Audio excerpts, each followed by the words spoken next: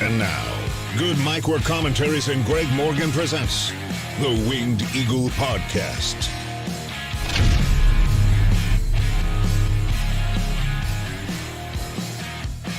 Good Mike Works Forbidden Door is open for business. Wait a minute. Did I just mean to say that? I don't think I did, but whatever. We're live. What's going on, guys? Welcome back to the channel. Happy Saturday to you. And it's been a minute since we've done a regular Saturday wingy. Last week we did Saturday night's Greg event. Week before that, I think it was the Clash at the Castle review. And then the week before that, we did another Saturday night's Greg event. But now we are back to sort of regular time, Saturday afternoon, early evening if you're on the West Coast, or on the East Coast, excuse me, early afternoon for me here on the West Coast, to talk about a lot. Loaded episode today. We're going to try to cram this in 2 hours, and we're going to talk about last night's just phenomenal Madison Square Garden SmackDown. My God, so much fun. Paul Heyman is dead, and we will talk about Paul Heyman's murder that we saw on SmackDown last night, and what Money in the Bank is looking like now, and a couple of the not so subtle hints that they dropped for SummerSlam. And now I think it's really interesting to ponder who Cody Rhodes' SummerSlam opponent will be. Meltzer's claiming it's Solo, but Randy Orton has made a couple funny facial expressions when Cody has been talking lately, so I think it could go either way. We'll talk about a lot of that when dissecting SmackDown. Of course, we'll talk about the latest Money in the Bank qualifiers. We will talk about the Money in the Bank card, and we will also speculate a lot on SummerSlam. Now, we were also here last Monday for the Raw review, where we really unpacked a lot of that, so I won't talk too much about Raw today. So if you want to hear all my thoughts on that, go back to Monday's episode and check that out. But we will talk about Drew McIntyre and what might be happening now with the Money in the Bank, as we saw last night on SmackDown with Logan Paul being pinned by LA Knight.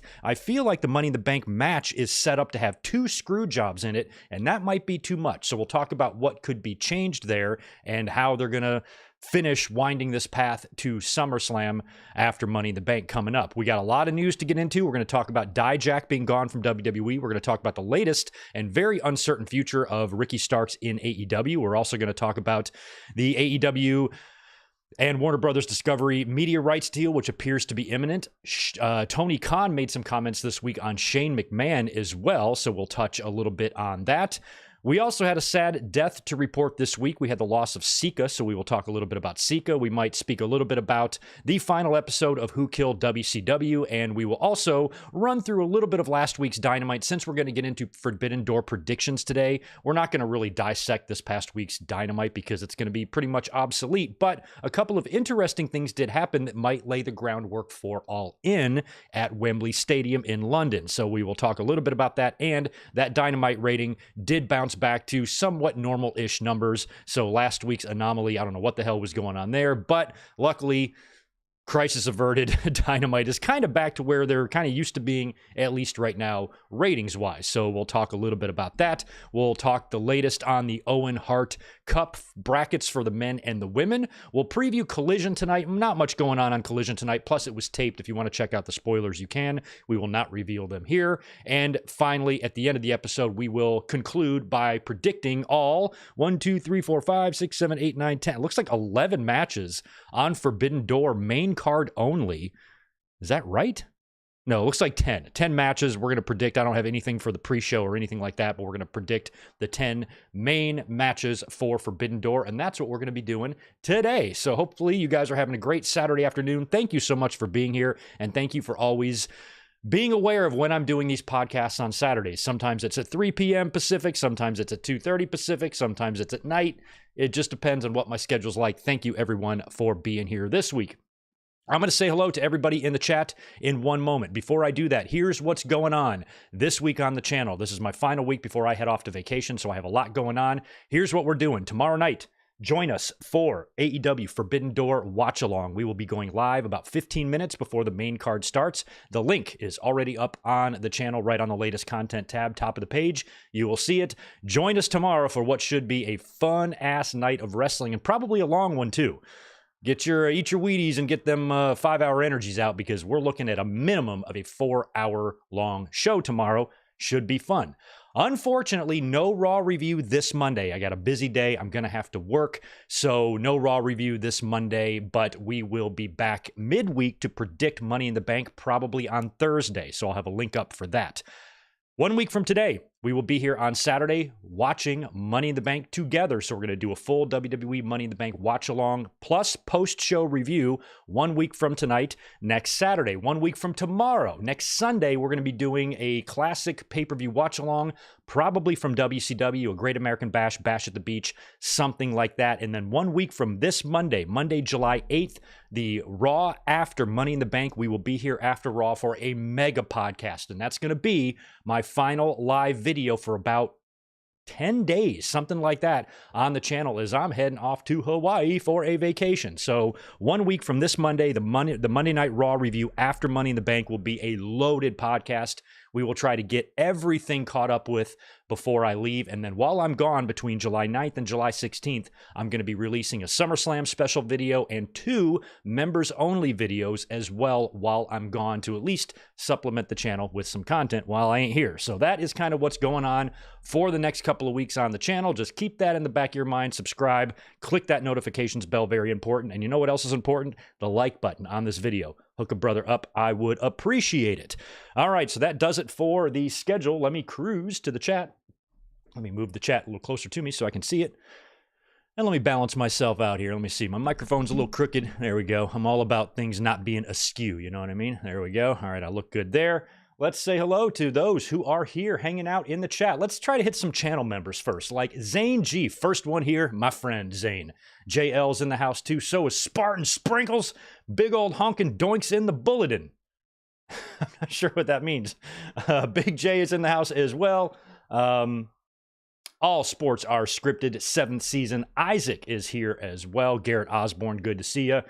We have channel member Luke McAllister dropping in a $10-ish super chat drop there. Thanks for that, my friend. What's up, Greg? Been a while. It's been a while. Unfortunately, life's been busy, but great to see WWE firing on all cylinders again, especially with the Bloodline. Had an absolute blast at SmackDown and Clash in Glasgow. I'm so glad you got to go to those shows, dude. That was probably a wild time. And if you were lucky enough to be in Madison Square Garden last night for SmackDown, another wild one, man. So great. And it was funny how we had that little lull, that dip after WrestleMania with the Bloodline stuff just kind of treading water. Paul Heyman's performance is the only thing keeping this thing together. And then boom, instantly, as soon as Jacob Fatu hit the scene, the Bloodline is fun again. And it got even more fun last night and is starting to get the speculative juices flowing in terms of Roman Reigns and what he might be doing when he comes back. We talked a little bit about Roman on Monday, but what's going on with the Bloodline right now, especially after what we saw last night, even them busting out the Ula Fala to put on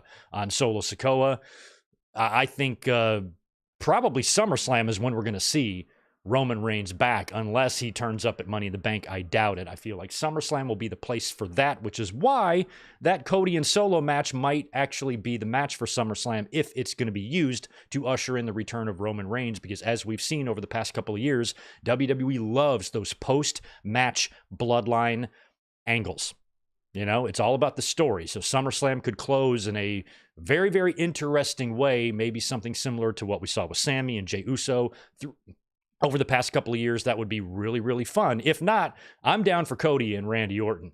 But last night's SmackDown was tremendous, and WWE is really hot. And I think that's another thing that's hurting AEW, you know, because when AEW was doing so great, yeah, they were putting on excellent television and great wrestling and great pay-per-views. They still are, but WWE was really in the shits. Now that WWE is just crushing it, it doesn't make AEW as attractive anymore, even though they're still doing great work, doing great matches. They do not have that aura that WWE currently has right now, and they are crushing it, and I'm happy. I'm a wrestling fan. I want my wrestling to be exciting. It's stupid to root for one company to suck. What's the fun in that? What's the point in that? So WWE hitting on all their cylinders, white hot, selling out every damn show. It's nice to see. It's been quite a while since we've seen the business this hot, and I love it. Let's see, who else can I hit with the channel members? My boy Paul, Bear is dead, maybe. What's up, Barry? Thanks for the $5. Paul dead? Maybe he can ask Chad how to come back from the dead. They've probably already spoken about that. I'm sure Chad hit him up right away and said, like, brother, here's what you do. Let's hope that Chad hopefully resurrect big Paul Heyman. Mike Witt, thanks for the $5, dude. Hey, Greg in chat, calling it now. The new Bloodline costs Jay the briefcase, thus starting the official Bloodline Civil War. I don't know, man. There's an awful lot of screw jobs going on in the Money in the Bank. We got Punk coming out to stop Drew. We're going to have Logan Paul coming out to stop LA Knight. And now you want the Bloodline to stop Jay. I don't know, man. That's a lot. I feel like we're going to talk about it more, but that's possible. But don't forget the Bloodline, they already have a big match that night. I think if anything, WWE would allow Jay to win the briefcase and maybe the Bloodline screw him out of the cash-in. That might be better than trying to gob up all these screw jobs in one match, which is why I don't think we're going to see all of them or even two of them. I think one screw job per match is what we need, which is why I think maybe CM Punk attacks Drew McIntyre prior to the match, and now he's injured going into Money in the Bank, and that's what ultimately screws him, allowing Logan Paul to make an actual appearance in the match, screwing over LA Knight so they can head to their SummerSlam match. The Jey Uso stuff, not sure yet on that, but you could be right, Mike. You're right sometimes. Let's see. Who else can I say hello to? Chaz Medeiros. What's up, man? Danny in Oak Park, another channel member. So is Max Pokebra in the house. Hope you and Elizabeth are doing well. We are, my friend. We're doing great. Titanium Titan. Good to see you. Deshaun Robinson. And another $2 from Mike Witt. I'm thinking Paul calls a certain beast for help. I don't know. I'm not getting Brock Lesnar involved in this. Paul isn't going to call the beast. He's going to call the tribal chief. Who he's going to call. I don't see Brock being a part of this. This is Bloodline. This is the family. Brock's not a part of this family. This is going to be Roman and Rock in the Bloodline Civil War. Maybe Sami Zayn can get involved. I don't think the fans need Brock right now in the blood. I'm not opposed necessarily to Brock coming back, but not to be a part of this. Paul Hanley, what's up, channel member Paul? Good to see you. We got Brandon McNeil in the house as well. And let me circle back and say hello to Roman Stone, Ryan Adams, Ben Espinoza, Delayed Gratz, Denny Downband, Sean Swabby, Carr 203, Mental Wisdom, Mika Harshaw, Ibrahim Hobram, Bonkers LFC, Gilbert Arbalo. We have, let me see who else. Rodrigo Martinez, good to see you. Billy Kidman is in the house. Right on. I used to be very jealous of you in the early 2000s. I was. Big time. And you all know why. Car 203, good to see you. Let me see. We've got Ricky Zalbadar, Sonic Plays, William Cullen, Roger Shue, Steeler Lee, Stagger Lee in the house. We got the Real Chief, Tony Karan, Nick B. Anybody else chiming in? Welcome. Hello. Happy Saturday. Let's rock and roll on this wingy. We got stuff to get into. Let's start with last night's SmackDown because that was a wild one. Last night's SmackDown was in Madison Square Garden. They had to go with the minimalist set because it was a sellout. This place was wrapped around with fans, and it's so crazy how hot WWE is right now. There was a clip on social media, on Twitter the other night. It would have probably been, I think it was a Shotgun Saturday Night taping, probably in 97. Yeah, it was 97 because it was Jim Ross and Jim Cornette on commentary. And the Sultan was making his entrance. And it looked like this was a Shotgun Saturday Night taping or something. And the Sultan had this crazy loud firework pop that it sounded like a tank fired off a gun. And watching Ross and Cornette be so blown back by that was pretty funny. But what was crazy is when the pyro went off, it lit up the arena because it was all dark behind the announce table. And when the pyro went off, the arena lit up. And I swear to God, they were in Madison Square Garden, by the way. And I swear to you, there was less than 1,000 people there. The entire second and upper deck were empty. There was fans on the floor, and that was it. This is Madison Square Garden. And this was a TV taping because they had announcers there, and I think it was Shotgun Saturday Night. And just to see that completely empty Madison Square Garden. Fast forward nearly 30 years now, 28 years later, 27 years later, place is sold out, jam-packed to the rafters, wild, ruckus crowd. WWE is on fire, and WWE is back, selling out MSG like it's nothing. Because even back in the day, even like 96, they were still doing okay numbers there. I think that's the curtain call MSG was a sellout, I think, or pretty close to it. So WWE had always done good business in the Garden, but watching that clip and seeing how empty MSG was, and then seeing last night's SmackDown was just crazy. So This last night's SmackDown did not have a whole lot of wrestling on it, but I don't care.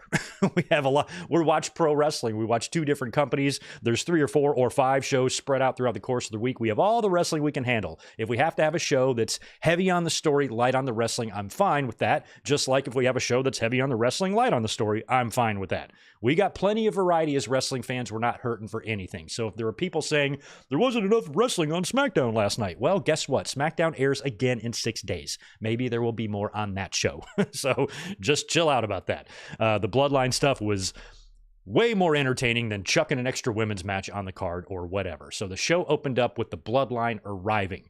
In an SUV, Paul Heyman is there in the parking garage waiting for them. And it's the Tongans and Solo Sikoa who exit the car or the vehicle. No Jacob Fatu. And that was smart by WWE because Heyman says, where's Jacob Fatu? And Solo doesn't even say anything, just walks right by him. I think later on he even says like he's not here or he's not coming. But later on in the show, we've got this Bloodline acknowledgement ceremony, which I think Paul Heyman is being led to believe is about him. So Jacob Fatu is nowhere to be found. And the Bloodline then enters the ring. They come through the gorilla. They come out to the entranceway there. And right when they come out, the Tron starts showing Cody and his boys showing up. So Cody and Randy and Kevin Owens, they show up and they come, I think they also arrive in a car. They just come storming right through the same spot that the Bloodline did and come right out to the ringside area and they start brawling with everybody. So it's a big, humongous brawl. They're brawling in all different parts of the arena. And Kevin Owens winds up with, I think, Tonga Loa off into the crowd. And then he lays Tonga Loa on the table. This is Madison Square Garden, don't forget. It kind of reminded me a little bit of how Jeff Hardy swantoned off the Royal Rumble set in that ladder match, or I'm sorry, in the tables match like back in 2000. It was kind of like this. It was also reminiscent of the Kofi boom drop onto Randy Orton, which I think was also in the same arena. But he lays Tonga Loa on a table and he climbs up to the balcony of the first level of the fans and he just executes. You know how last week we saw the still image of Jacob Fatu jumping off the top onto the table and how awesome that looked? Kevin Owens did the same thing here. There is a still shot of him, and I swear he looks like he's 20 feet up in the air, upside down, about to land, just free falling, landing on Tonga Loa right onto the fucking pavement. Unreal spot. Very, very cool. After the brawl, the babyfaces kind of get the better of the Bloodline. They're in the ring. Cody's fired up. He's on the mic. Nick Aldis is like, just fuck it. He had a bunch of security guards, or I guess poorly dressed NYPD cops who came out to the ring and all got their asses whipped by the babyfaces. Nick Aldis is like, the hell with it. I'm out of here. All 3 men have a chance to speak on the mic. They're all fired up as hell. And of course, the 3 of them are going to be facing the Bloodline at Money in the Bank in the 6-man. Now, Cody speaks and he's mad. He goes, I should be here in Madison Square Garden defending my title against a worthy opponent or something along those lines. And when he says that, Randy Orton kind of gives him a look. And we had just seen that a couple of weeks ago when Randy was kind of standing next to Cody in the aisleway and he was kind of looking down at Cody's title. So we have been speculating even prior, I think, to King of the Ring and Clash at the Castle, that Randy Orton should face Cody Rhodes at SummerSlam. That should be the match we have. And they're teasing and hinting that that could still be the case, although Meltzer thinks it's going to be Solo and Cody. Now, Cody, after he says that about Randy Orton, he says this bloodline, he does not see a real bloodline because there is no boss, there is no tribal chief. All he sees are seat fillers.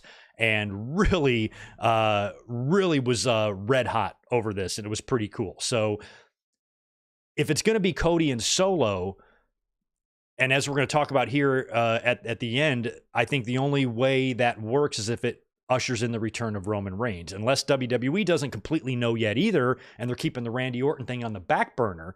But if they wanted to set that up at Money in the Bank, we've got this 6-man. It's going to be KO, Randy Orton, Cody against the Bloodline.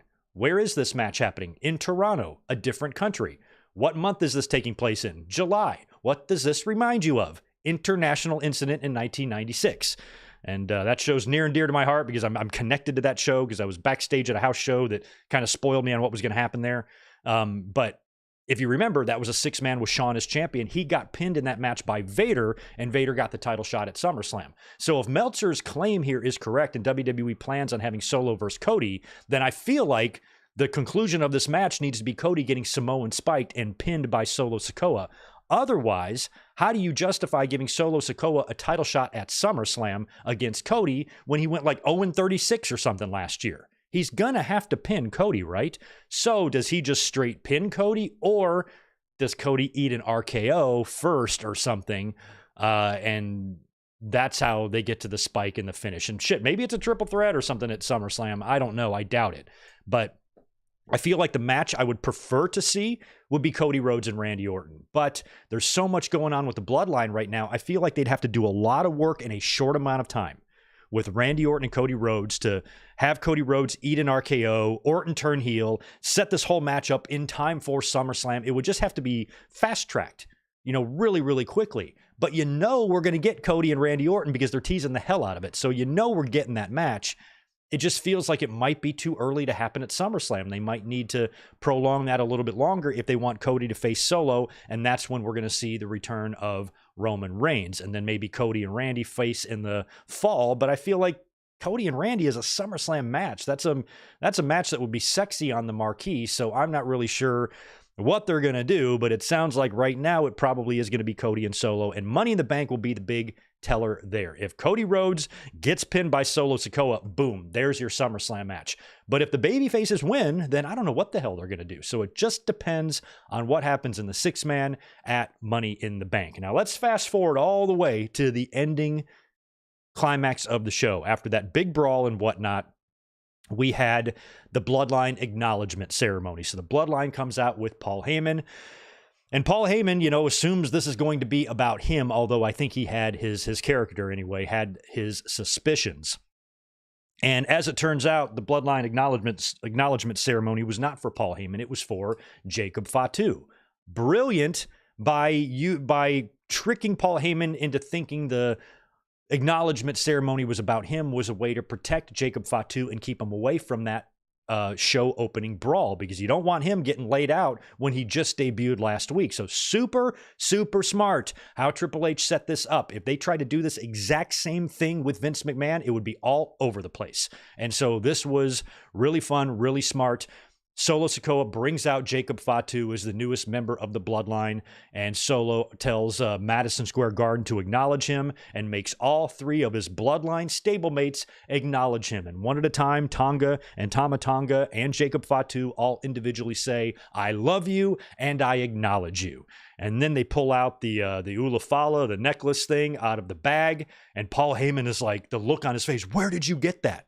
And props to Paul Heyman, who just looks a mess. He's unshaven. He's not dyeing his hair. His gray's coming through. I don't know if they're putting red makeup around his eyes or if he is rubbing ghost peppers in his eyes or eating a Carolina Reaper before he comes out to the ring, because he looks so unhealthy and very, very in a state of deep personal turmoil. He looks super stressed out. You can see it. He just does not look himself. Punk even said that last week, or on Raw a week or so ago.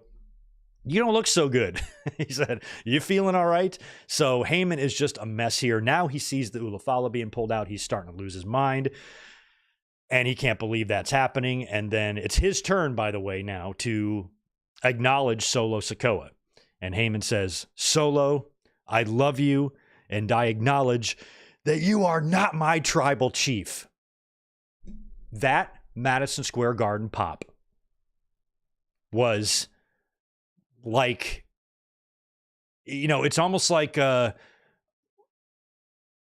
what the Bloodline has been doing in these segments, with the Sami Zayn chair shot and that type of stuff. Whenever they have something big like that happen, the crowd reaction to that is just so great. And this reaction to Paul Heyman refusing the acknowledgement was one of the loudest reactions to just one line of dialogue I've ever heard in wrestling. And that is so great. They're doing something right. And I could even see, I caught Tama Tonga almost getting caught up in it.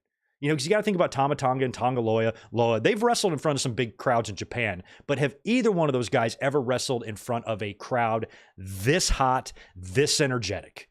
And I saw Tama Tonga's face, during a couple of those moments there, he was kind of looking around, and Tonga Loa too. They're like, I know in their heads, they were probably like, holy shit, we are in the big time now. This is the real deal. And I kind of caught them both getting caught up in the moment, and I love that for them. So, of course, Paul Heyman refusing to acknowledge actually really speaks volumes to his bravery, because he knows what's going to happen to him. Heel Paul Heyman, heel advocate Paul Heyman is a trembling, wreck of a man who will grovel and beg at the first sight of danger. I don't even remember the last time I ever saw this guy take any kind of bump. He might have taken one in the Invasion. Did he go through a table or something during the Invasion angle? Did The Rock rock bottom him on the table? Something tells me that might have happened, but Heyman does not take bumps. But Heyman's like Bobby Heenan. He just doesn't take bumps. Well, I guess Bobby Heenan took bumps. Well, after Bobby's, in the WCW days, Bobby never really got physical at all.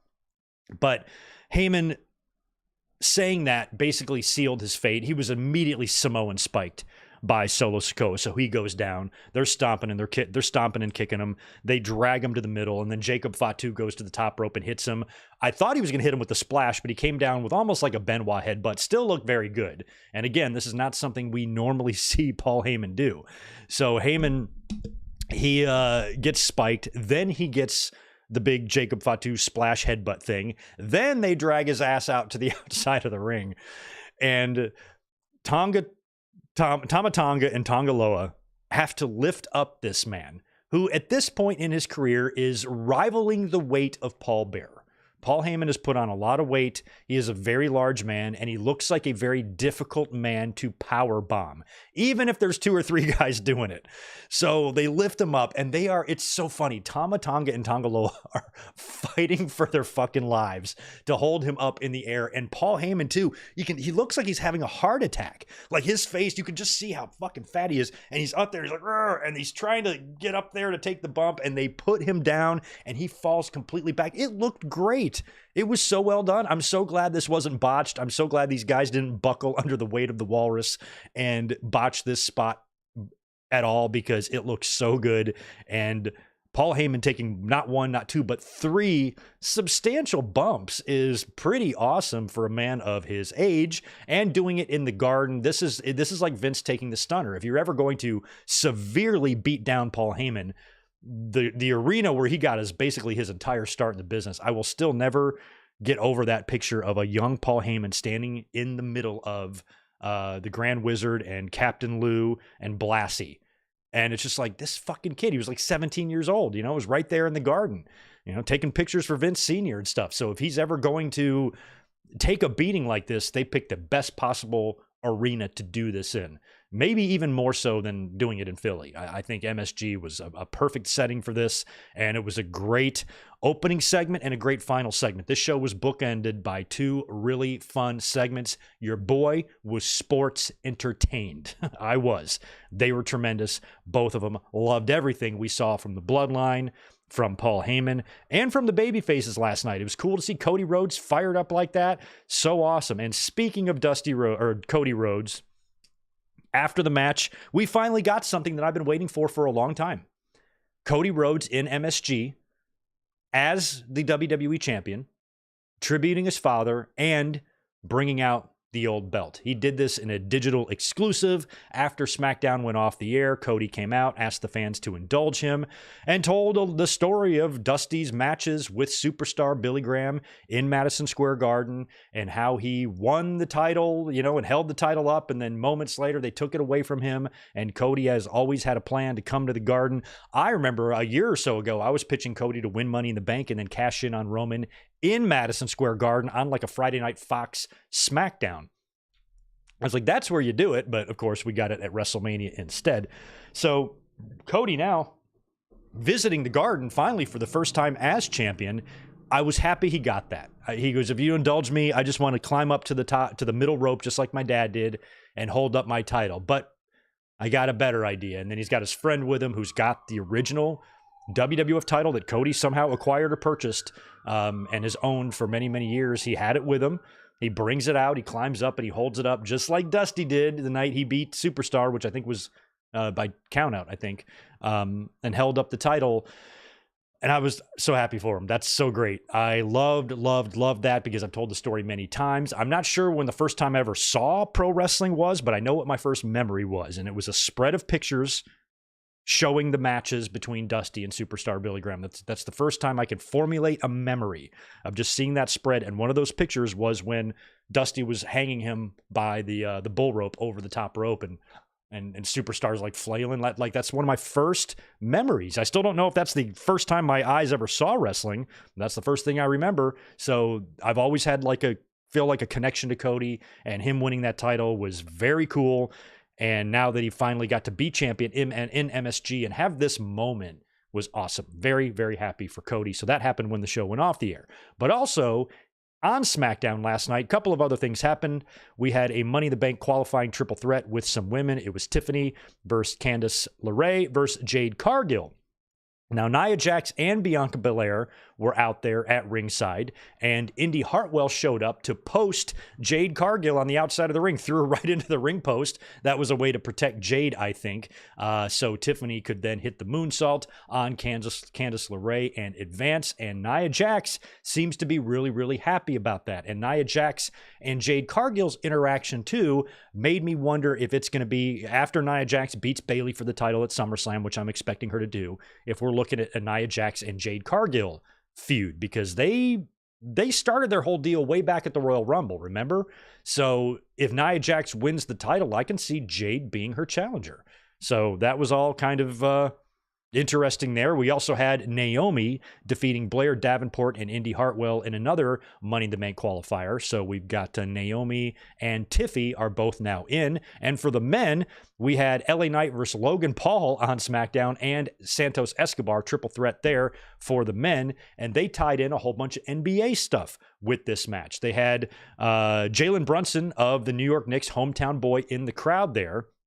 But we also had Tyrese Halliburton of the Indiana Pacers. He's playing the role of the heel, of course, and hometown boy Brunson is playing the role of the babyface here. This was pretty good. YouTube has really forced me to stop following sports closely. I'm a big NBA fan. I was a massive fan in the 80s, in the 90s, and a good portion of the 2000s, but I have not followed the NBA closely in over 10 years. So I'm not really that familiar with either of these guys. I know they're star players, but I mean, that draft the other night, I didn't know who any of those kids were, to be honest. So I'm really out of the loop in terms of being like my sports knowledge being sharp in terms of modern sports. But Knicks and Pacers, I mean, that's quite the rivalry, you know.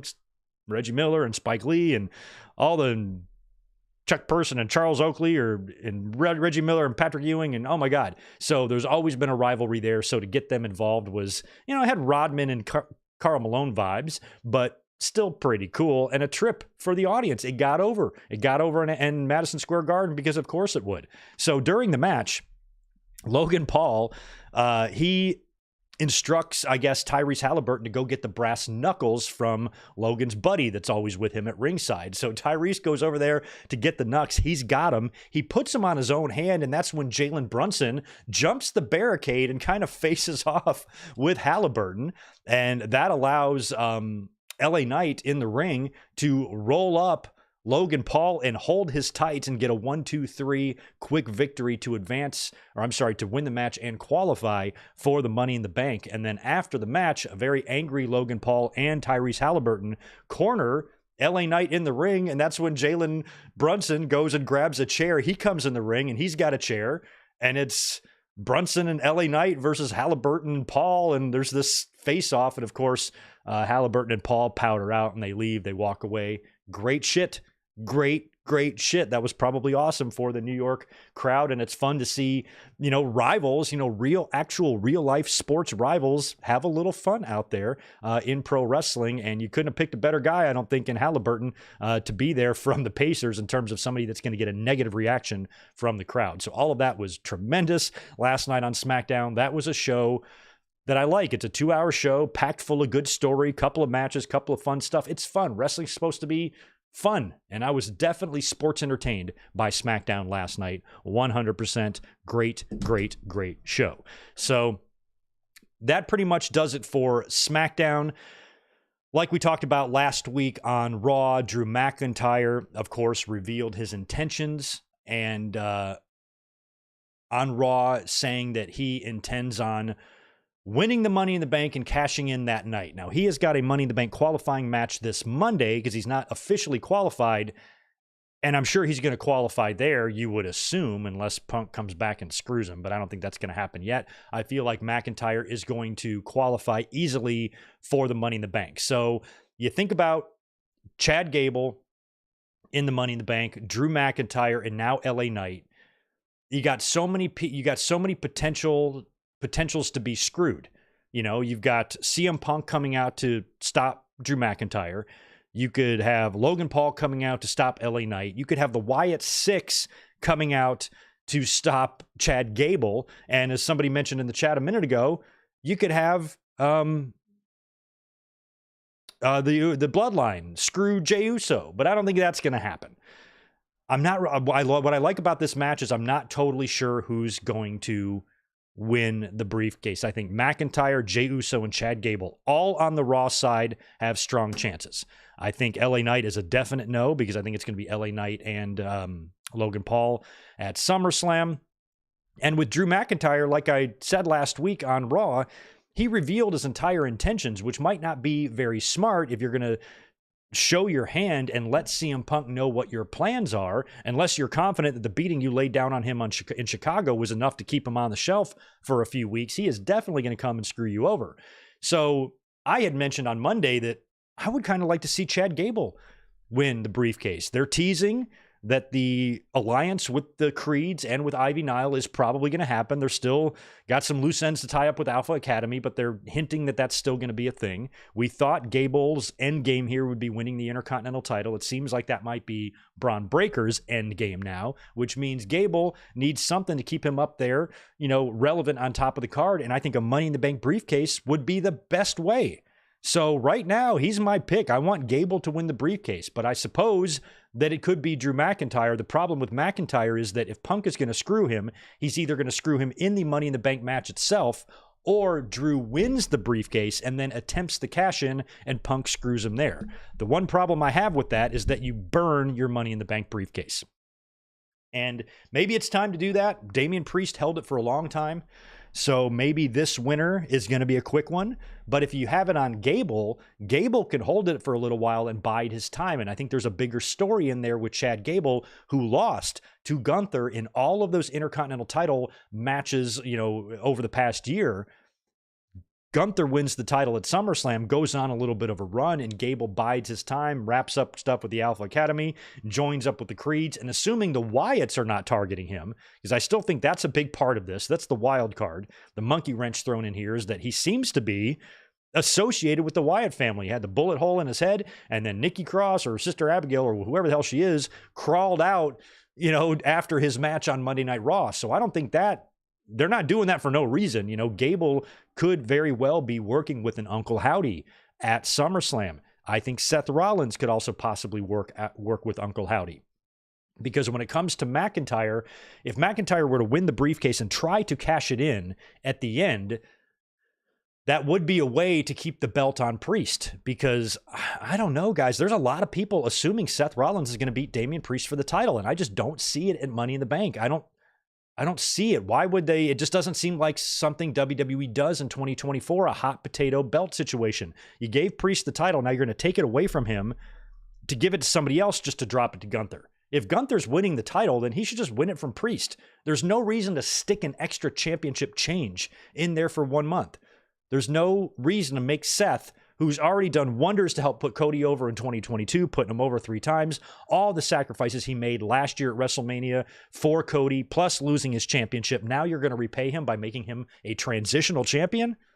No, I just don't see it. I'm not saying it's not going to happen. I just don't see it. If I'm WWE, I wouldn't do that. So I would have something happen in that match that costs Seth Rollins, or maybe McIntyre tries to come in and cash in, and it creates this big fucking mess, and then Priest escapes somehow with the title, and now Seth is fucking pissed at McIntyre. But another big part of this is that you have to think and consider and wonder who Rollins is going to face at SummerSlam. If he wins the title, we know who he's facing, Gunther. What if he doesn't? If he doesn't win the championship, that means Priest is now going into SummerSlam to face Gunther. Drew McIntyre is going to be facing CM Punk, of course, you know, and where does that leave Seth Rollins? what does that leave him to do? This is what we talked about for a long time on Monday night. I even uploaded a small little clip of it on the channel, just trying to speculate who would Rollins work with. This is very important. This is very important because if Priest wins the title somehow, and now he's facing Gunther, and then we know Drew is going to face CM Punk, and then Seth is just sitting there. It's SummerSlam. He's got to do something major. This is Seth Rollins. He's a main eventer. You don't just put him in the ring against anybody. He's got to have a SummerSlam match, something that means something. So what's that going to be? And I feel like maybe somebody comes out and screws Seth. Maybe the Wyatt Six show up.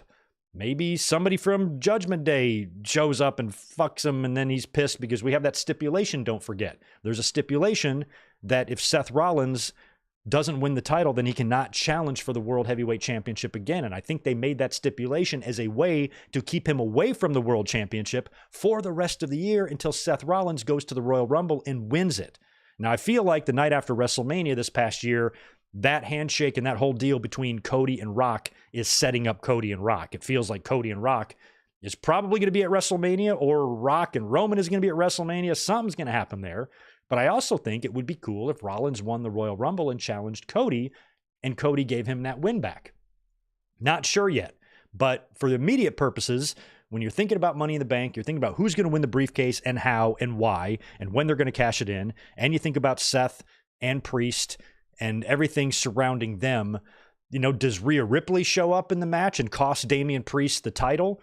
And then it's Damian Priest versus Rhea Ripley in an intergender match at SummerSlam. I really feel like we could do a lot of different things here. But in my heart of hearts, I cannot see them taking the title off of Damian Priest and give it to somebody else just so that person can drop it to Gunther. Just have Priest be the person to drop it to Gunther. What sense does it make adding another title change in there? It's not 1999. So I just don't see it. So that begs the question, who does Seth work with? I cannot stop thinking about this because who does Seth work with at SummerSlam? Because that's very important. So hit me with all your ideas and let me know what you think of all of this in terms of Money in the Bank. Now, also on SmackDown last night, they set up a big tag team championship match for next week between DIY and Austin Theory and Grayson Waller. It's in Toronto, the site of some classic DIY or Gargano and Ciampa matches. I think we're poised for a title change. We saw the belts change hands on Raw with Judgment Day winning the pizzas, and now Austin and Waller, I think, should drop the titles next week to DIY on the SmackDown prior to Money in the Bank just to get the weekend off to a great start. I think the crowd will pop for that. So keep a lookout for that. I think that's definitely a possibility for next week. All right, that wraps it up for SmackDown. We'll talk about some news here in a minute. Let me just go back over to the chat and see what's happening, making sure nobody spilled anything. If you spill anything in the chat, just please wipe it up, clean up after yourself. I appreciate it. Let me see if there's anybody else I can say hi to, like Steven Jacobson. Good to see you. Jet the Hawk is in the house. Good to see some mods in here. Oh, yeah, there's a lot of new ones. Chris Ludek is here. Appreciate the 10, man. Great point comparing the 6-man to International Incident. If Solo pins Cody and they face at SummerSlam, who do you think Cody will scream, move, move, fat shit if Solo misses a spot? Yeah, move, and then stomps his head. Oh, that would be so funny. And then Cody will drop the title to somebody else at Survivor Series instead of Solo. Good stuff. But it does have an International Incident vibe because because the International Incident was also Canada. I think it was Vancouver. So this is Toronto. So kind of the same. Spectra is here. Happy Forbidden Door weekend to you, my friend. Appreciate the $9.99. Can't wait for Swerve and Will. Who do you think the wild card will be? It probably won't be Will. Got to drive into tornado warning to get home in a few. Wish me luck. Jesus Christ. Good luck, Spectra. Be safe. If you see a tornado, run, I guess. Run? Yeah, run. Just try to outrun it. Most people on their feet can outrun a tornado. It's pretty easy. Give it a try. Let us know how it goes. Who do I think the wild card will be? You mean in the Owen? It can only be one. It's starting to come together. It's going to be Hangman, isn't it? We're going to talk about that in a minute, but I feel like it's going to be Hangman Page. And don't forget, the winner of the Owen gets a title shot at All In. Who's the champion right now? See where my brain's at? I think Hangman Page is going to win the title at All In from Swerve Strickland. But we'll talk about more of that in a moment. Good to see Joshua Aparicio and Superman Bassfisher, some more channel members chiming in to say hello. So is Zach Palgett and Zach H both saying hello. Good to see channel members in the house today. Welcome, guys. We're talking about a lot. It's loaded. My notes are so loaded, so forgive me if I'm talking fast. It's like we only have 2 hours today, and I just want to make sure we can talk about everything. But we have to get into some news now. We're going to talk about a lot of wrestling news, and then we will wrap it up with Forbidden Door predictions and talk a little bit about Dynamite and what we might see on Collision this evening, as they are going to be making one announcement regarding one of the matches. I might spoil you on it later. It's not a big deal, but we did find out, or we are going to find out tonight, who the third partner of the Learning Tree is going to be at Forbidden Door, as the segment that they ran on Dynamite was ultra confusing. After watching the Dynamite segment, I was under the impression that it's not going to be the 6-man anymore. It's going to be Minoru Suzuki versus Jericho for the FTW title, but that's just going to be a match at a later date. So they did not do a good job of explaining this to the fans very well, but I think I've got a handle on it now. But let's talk about some wrestling news. Let's talk about a very sad departure from WWE. Dijak is gone from the company. He spent 6, 7, 8 years with the company. I was always a big fan of his. I mean, this guy has been impressive all the way back to when the Black and Gold was still running strong. He had great matches with Keith Lee, Dominik Dijakovic. He did have some time on the main roster. He was a member of Retribution. He's done a lot of stuff, but never really been able to find his niche. Most recently, he's been back in NXT as this, I don't know what he's supposed to be, like an 80s movie vigilante type of character, which kind of will have a ceiling on something like that, but it's entertaining. And I kind of liked his look with the glasses and the jacket and whatnot. And he's always been really, really well received by fans, by talent. Everybody, has always really admired his work, even though things haven't really worked out for him in WWE. And, with Dijak, there's always going to be in both companies, no matter how many wrestling companies are out there, WWE, WCW, and AEW, whatever, there's always just going to be wrestlers from time to time that are just not used or forgotten about or released or let go. And these people are doing great work. Fans like them. They just, for whatever reason, they fall through the cracks. The company just gives up on them for a number of different who knows reasons. And Dijak is one of these people. Nothing wrong with his work. He's a great talent that could find success if they had something for him or felt like they could give him something to do. But WWE, it just feels like internally just gave up on him. And he released a statement on social media. It was like a typed out letter. I'll read it for you. I'll show it on the screen. Here's what he posted on social media this would have been on Thursday in the morning. This little letter here that says, "Here's the truth. WWE never negotiated with me. We attempted to negotiate and they stonewalled us. They never made me a single offer. Then they informed me they would not renew my contract at the 11th hour. 2 months ago, I was in one of the best matches in NXT history and a top match of WrestleMania weekend. On that day, a top executive in WWE told me I was crushing it. I was slated to feud for the NXT title, but I got called up to the Raw roster instead, or I got called up to Raw instead. I consistently outperformed everyone's expectations, especially throughout 2023 and early 2024. I never complained about anything or was difficult to work with. I tirelessly pitched ideas to anyone who would listen. As recently as the day before I was notified, I never once missed a booking, and I was injured one time in 7 years for 3 months. I'm thankful, disappointed, but also very excited. This has lit a fire under me to relentlessly prove myself to the world. All I have ever wanted was a fair shot, and now I have the opportunity to go out and take it. That's enough talk. Now it's time to do or die, Jack. My last day under a WWE contract is June 28th. And I did notice today that Dijak has already 3 independent bookings. I know DPW and maybe PWG. I forgot. I didn't write them down, but he already has bookings right off the bat. If you're AEW, you can certainly take a look at Dijak. I think he's too good to just completely pass up. I think it's a shame that it didn't work out for him in WWE. I always liked Dijak a lot. Elizabeth even liked him back in the day. And I remember I had a fun social media interaction with him once where I was I guess I was shitting on Retribution a little bit, but like more in a fun way, not in a malicious way. And he kind of barked back at me a little bit, but the banter was lighthearted. I think we called each other bald or something like that, but it was nobody blocked the other one or whatever, and I think I wound up complimenting him at the end. But he always just seemed like a cool dude. He has fun online, ratioing people, and just a kind of a fun dude. So I think it's just a shame. I hate to see this happen to people, but unfortunately, it is part of the business. We can't sit here as wrestling fans and be pissed off every time somebody gets let go. AEW is going to let go good people. AEW is going to completely ignore or forget about people like Miro's and Ricky Starks and whatnot. WWE is going to do the same thing. This is nothing new. Every couple of months, fans are going to get uppity about someone losing their job. That's just the way it is. Last night at MSG, Dijak chants throughout the arena. And I think he'll probably get some good independent bookings, and maybe WWE, when fans pitch enough of a stink, sometimes they listen and they bring people back. So maybe that can be the future of Dijak, although I think the initial, hurt of being released is leading him to wouldn't probably want to do any business with WWE, at least right now anyway, but you never know what the future holds, and we could very well see him in AEW. All right, let's talk about Ricky Starks. More AEW, or more possible pro wrestling departure news. Ricky Starks has been off TV since March.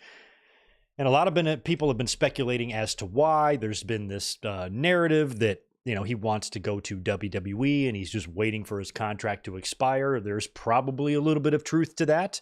And I've mentioned this before, we don't know. We don't know Ricky Starks. We're not talking to him. We don't know what the true story is. But hypothetically, if that were to be the case, and let's say hypothetically that is Ricky Starks' intention, then hypothetically, if I'm Tony Khan, I'm not using him either. You can't yell at Tony Khan or AEW for not using somebody who is going to be heading off to WWE. Now, again, that's just hypothesizing. That's just speculation. We don't know what the real story is with Ricky Starks, but if that's the story, then you can easily understand why AEW is like, well, if he's leaving, why are we going to be pushing him? Oh yeah, that reminds me of something else. What did we see this past Monday on Raw? Did Braun Breaker qualify for the Money in the Bank? Because when I'm talking about Ricky Starks leaving and why would you use him, it reminded me of Ricochet. And I know I talked on Monday about Ricochet showing up in Money in the Bank. So now you're talking 4 or 5 screw jobs. Maybe that's what WWE's setting up. Maybe they're setting up to have one of those. Sorry to go off topic here. But maybe WWE's setting up to have one of the wildest Money in the Bank finishes of all time with like people interfering all over the place. The Bloodline fucking over Jay, Wyatt Six fucking over Chad Gable, CM Punk fucking over Drew McIntyre, and then you can have Ricochet showing up, screwing over Braun Breaker. Oh no, it's Breaker and Sammy. I'm sorry, it's Breaker and Sammy. Never mind, forget what I'm saying.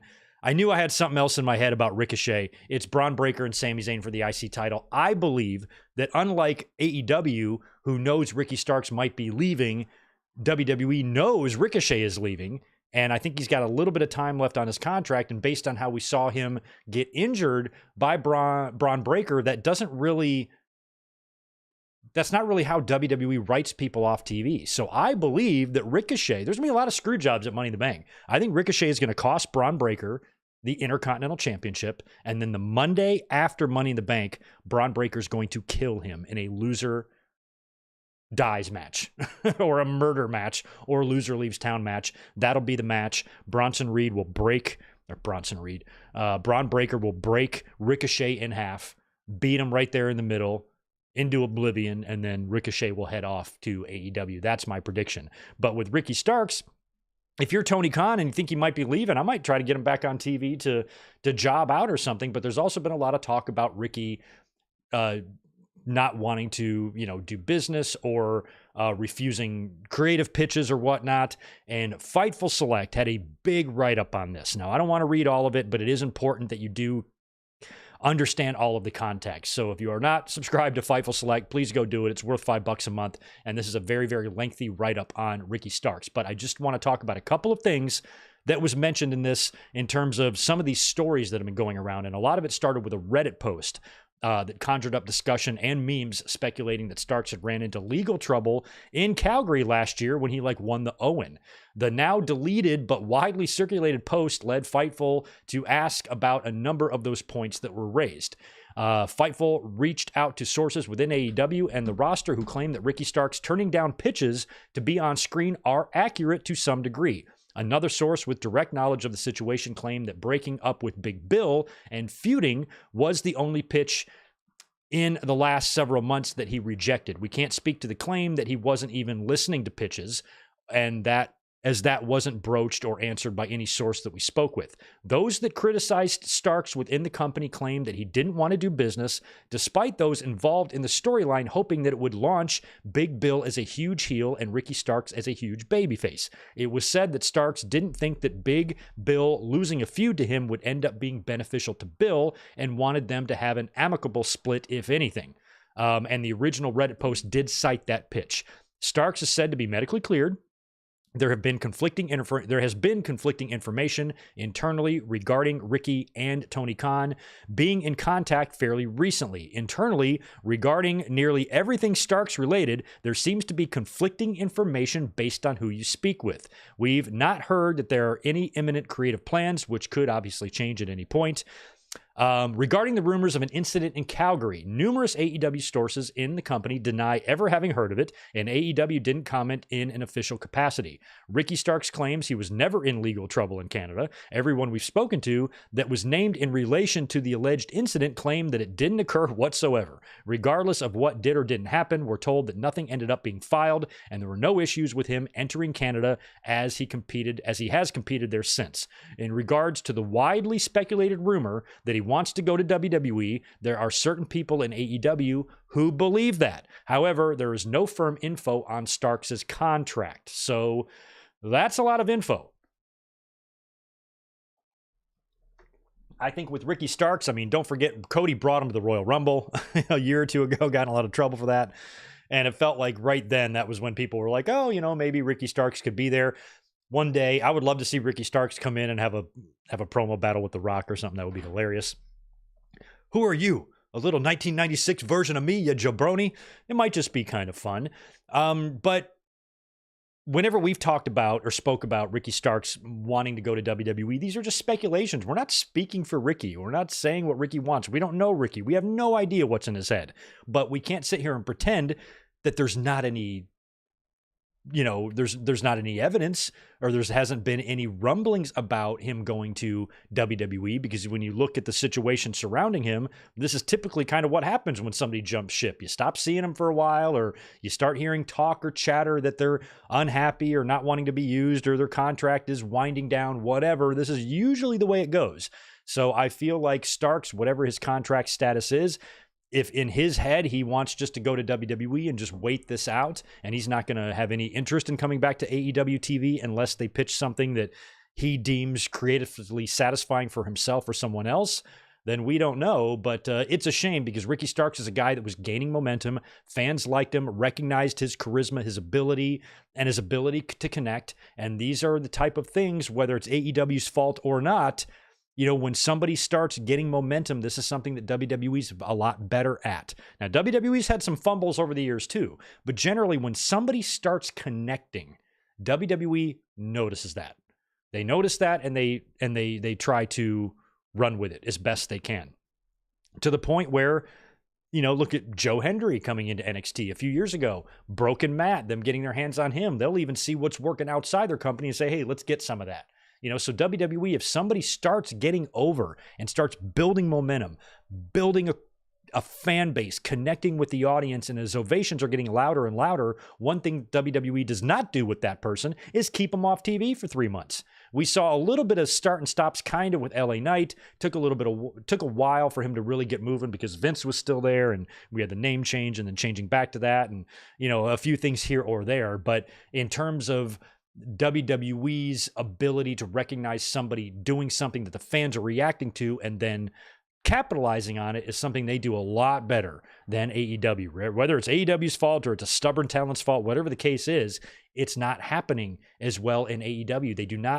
They do not pounce on things that start working. If anything, they stunt its own growth and they hinder its own progress, like with Wardlow and with Miro and, sometimes wrestlers or storylines or whatever or a wrestler starts doing something that kind of gets over. Look at how the Acclaimed built themselves up, and how much they got over. And I don't even give a shit about the Acclaimed now, although I'm a little interested to see them team with Ace tomorrow. But when you think about how hot they were at one time and where they are now, why did AEW not want to turn this team into one of their, signature tag teams, one of their homegrown tag teams that's going to be, their legacy is going to be in AEW. And it's going to be a team that they built. And there's just lots of examples like that of these. And we used to say this about WWE too. Like, how can these guys not see the money they could make with this? And it was so frustrating when Vince was there. And luckily, I don't have those same feelings about WWE right now. But I am having them about AEW from time to time. And Ricky Starks is another one of those examples of somebody that could have been made into a star, but for whatever reason, just did not. And it's a shame. It sucks. Let's see what else is on my list here. That was AEW stuff, right? Let's stay on the subject of AEW and talk more about Shane McMahon. Now, we kind of jokingly talked about the Shane McMahon speculation. His name was brought up in relation to AEW, and we spoke about that in the last podcast. And I said that, if he came into AEW, that I would actually be for it. A lot of fans are adamantly against it. And I understand. I understand everybody that says, Greg, you're a fucking idiot. Shane McMahon in AEW would be a disaster. I'm not even saying you're going to be wrong.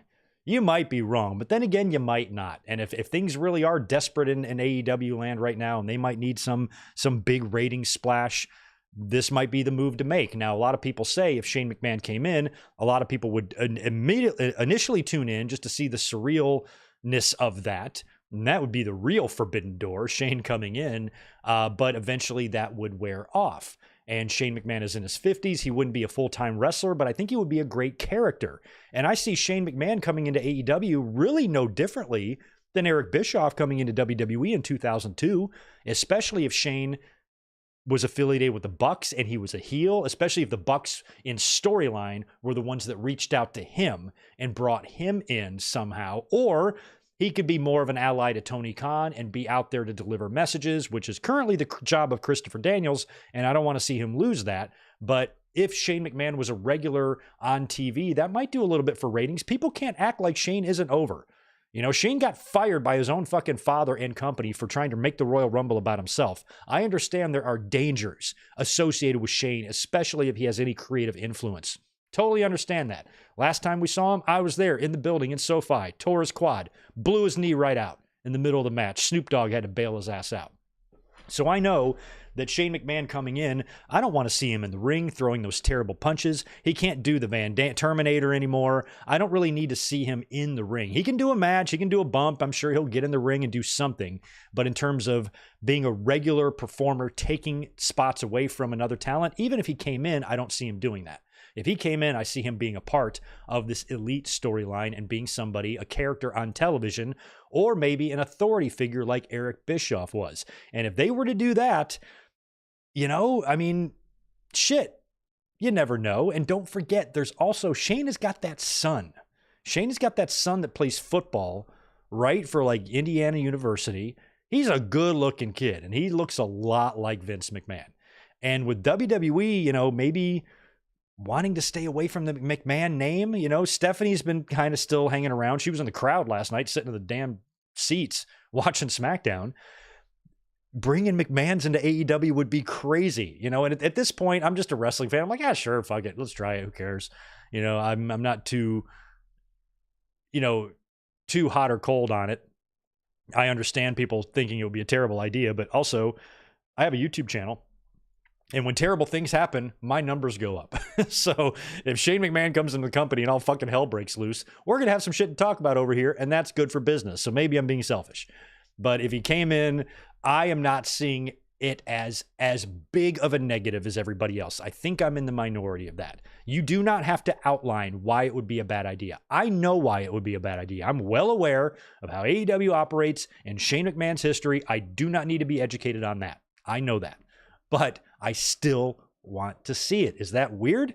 There's got to be other people like me out there that fully knows and understands why fans would be a little bit weary of this idea. But don't you still want to see it anyway? Am I the only one that wants to have any fun here? So anyway, Tony Khan, by the way, who did address this last week, said that he's never even met Shane McMahon, addressed it again in an interview with Sports Illustrated this week, where he says, and I quote, "I heard the rumor he might be interested," Khan said. "I've never met Shane, but we have a lot of mutual friends. I have a lot of respect for him as an executive and a professional wrestler. Shane is always welcome in AEW." Well, there you go. Tony Khan's all for it. Shane's always welcome, according to him. It feels like all it's going to take now is a phone call. I think we might be closer to this actually happening. And if Shane came in, and what if that Declan McMahon kid comes in and starts being a wrestler?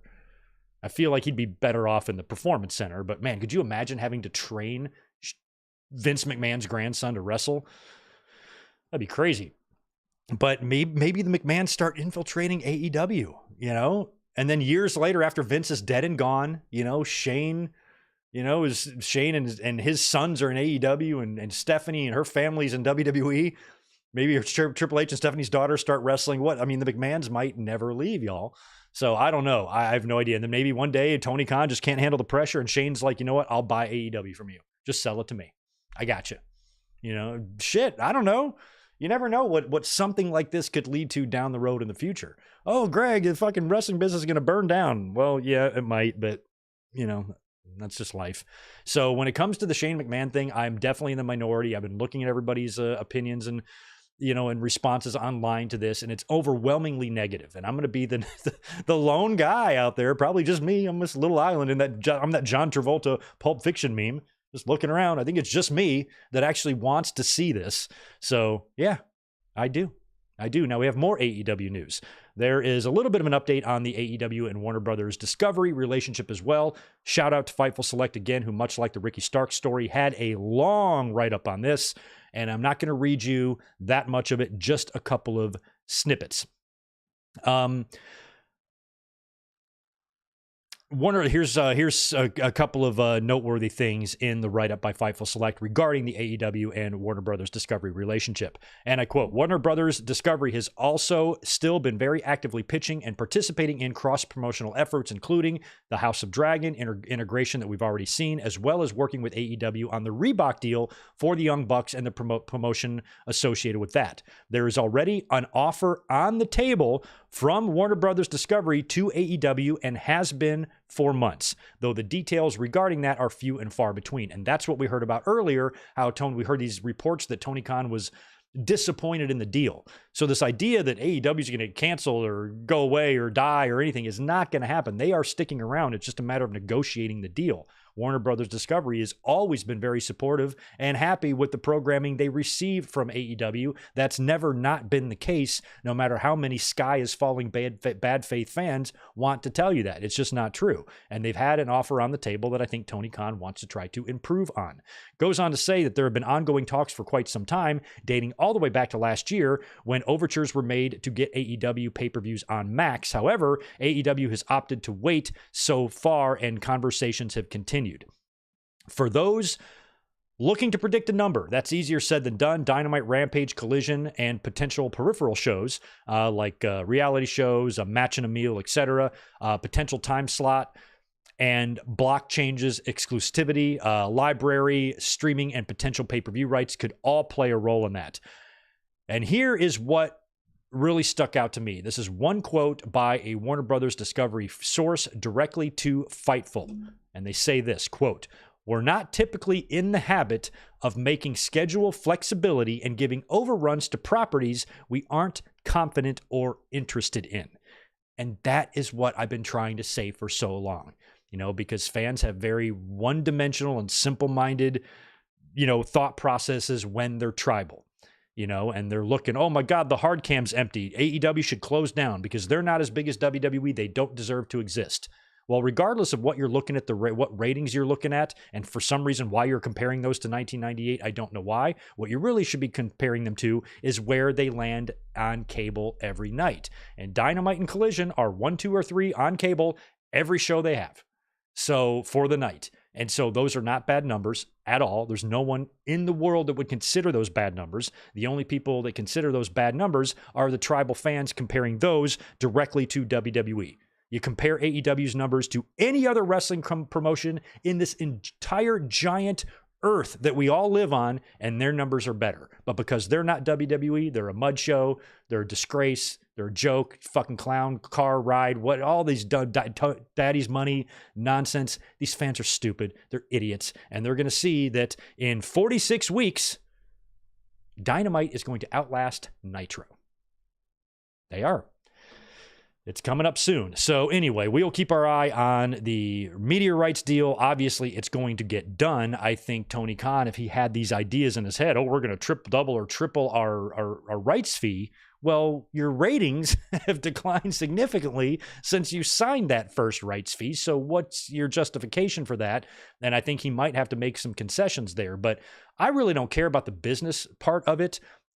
I have never been concerned, ever for the past year now. Every time Tony Khan has talked about extending the media rights deal with Warner Brothers Discovery, there has never been any panic in his voice at all. He has always seemed supremely confident.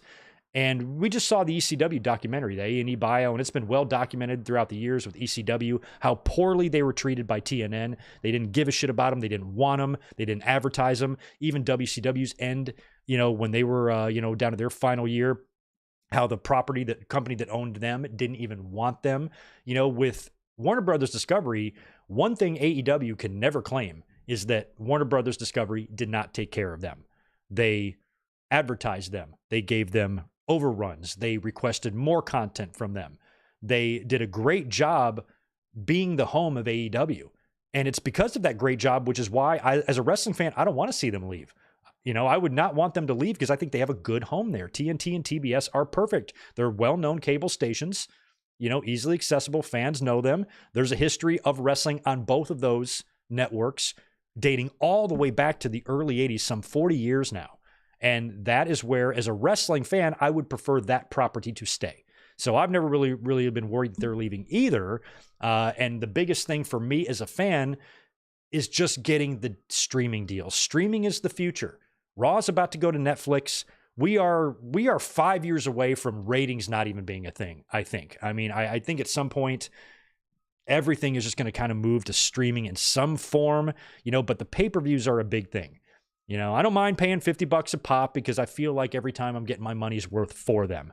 But that can only last for so long. Eventually, some sort of a streaming platforming deal to where maybe you're not getting all the pay-per-views for free, but maybe you're getting them at a reduced price with your subscription or something. I don't see how that can't get worked out in the near future. So if that's what the holdup is, then I hope that Tony Khan's really trying to secure that. If that's what's holding it up, and it's not just the money, the financial aspect, it's actually Tony Khan really wants to try to secure AEW pay-per-views for streaming, then take as long as you want. Negotiate as hard as you can to try to get that done, because as a fan, I would prefer that. It would be better for all of us if we were able to have AEW pay-per-views available like that. And for some, the way we've seen the decline in interest in AEW and attendance and ratings over the past year or so, it's going to be harder for some fans maybe to justify to themselves to pay the $50. If I didn't have a YouTube channel, I don't know. I'd probably order Forbidden Door, but maybe not. But I have to. It's my job. So, of course, we're going to watch it together tomorrow. Be here, by the way. Bring cold beverages as BYOB tomorrow night. I only have enough beer for myself. So we'll be watching that tomorrow. But I don't know if if AEW's got this pay-per-view and, I might take this one off and then watch All In if I was just a regular casual fan. Sure. So they need to take that in consideration as well, that a streaming deal might just be better for everybody and might allow more people the opportunity to see your shows, because AEW's pay-per-views are tremendous. They might go a little long sometimes, but I've always enjoyed the wrestling I've seen. If you can make these available to more, casual fans, or maybe people who aren't so hardcore, if you're not watching, if you're curious in AEW, but you don't really watch wrestling, you're probably not going to pay $50 for a pay-per-view. Might be a different story if it's just right there on Max, you know what I mean? So I think that's a big deal for AEW's future, and hopefully that gets worked out so they can stay at least a strong number 2 to WWE, because as wrestling fans, we need 2. We do not want to have 1. We've already been there, and based on the behavior of some of these tribal fans, all that tells me is they're not old enough to remember, when we had competition the last time. Because if they were, they would enjoy it, and they wouldn't piss themselves off in their own homes every fucking day of the week. But that's what they do because they're broken and they cannot be fixed. Speaking of AEW, guess who's there? Glacier apparently has been working in AEW backstage in a backstage role. Fightful Select had this to say about Glacier in AEW. On a recent episode of Dynamite, Ray Lloyd, known as Glacier, was seen on screen breaking up a fight on the show. This led many to ask whether or not Glacier was serving as an extra or was a regular behind the scenes. Sean Ross Sapp confirmed that Glacier was recently hired by the company. He's been working as a producer and coach in AEW. Glacier hasn't completely retired from in-ring action either. He competed at QT Marshall's TCW show in February and worked a couple of matches in 2022. Holy shit. Glacier was also part of the first Casino Battle Royal back in 2019. That's right. I knew I had seen him.